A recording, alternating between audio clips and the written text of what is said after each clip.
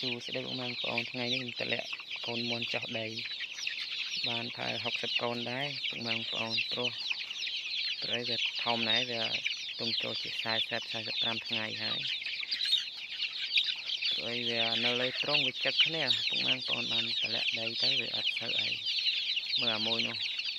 តម្លាក់មកចូលគ្នាដាច់ឲ្យកព្រៃត្រង់ផ្សេងគ្នាអញ្ចឹងពិបាកដែរព្រៃត្រង់ខាងខ្ញុំវាមិនមែនថាជាស្អាតអីពុំមិញទេចាំបែបលក្ខណៈគ្រួសារហើយជាប៉ុណ្ណេះឯងត្រង់វាមិនមានចាក់សាបជាអីទេព្រោះយើងធ្វើតាមសមត្ថភាព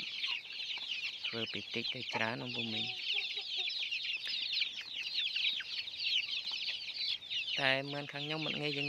ងាយចូលទេបងប្អូនព្រោះអីមន់នេះវាថនប្រភេទមន់ខ្មែរពីដើមព្រោះអីវាមិនមែនប្រភេទមន់ស្គួយប្រភេទមន់ស្គួយវាថនមែនតែតើយើងប្រើវ៉ាក់សាំងទប់ទៀងទាត់ហើយនឹងថ្នាំទៀងទាត់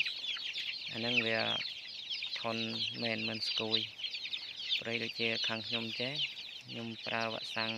វាអត់កើតអញ្ចឹងôngពុំមិញព្រៃវាញើសម្ដងតិចម្ដងច្រើនអញ្ចឹងយើងប្រើអត់កើតយើងបានប្រើបែបធម្មជាតិខ្លះថ្នាំយើងការពារដែរការពារតិចតួចអញ្ចឹងទៅណា